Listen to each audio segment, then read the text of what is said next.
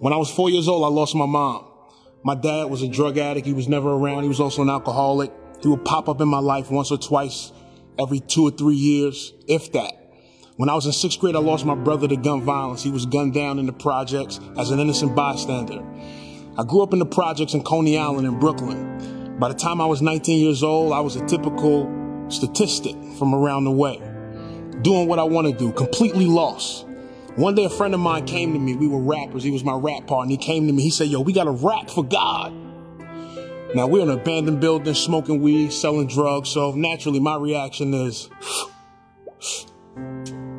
you're bugging out. You know what I mean? So outwardly, I resisted. I was prideful, but I knew something was calling out to me. So I began to want to know what was true. When I first started reading the Bible, I was still a drug dealer. As I read the scripture, I began to see how weak and damaged and broken I really was. And where I'm from, life doesn't allow you to be weak and broken and damaged. The weak get preyed upon. You know, life doesn't allow for it. But I began to see that that was the only way that I could get to know who God was.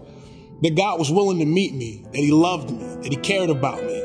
I began to read about where Jesus said, come to me, all you who are tired and weary, and I will give you rest. In Luke 4:18, Jesus says, the Spirit of God is on me, and he has anointed me to preach good news to the poor, to give sight to the blind, and set the captives free, and heal all those who are oppressed. I challenge you today to bring all that you have, all your weaknesses, all your struggles, all your problems, and lay them at the feet of Jesus. Jesus calls himself the great physician, and he's more than willing to heal you.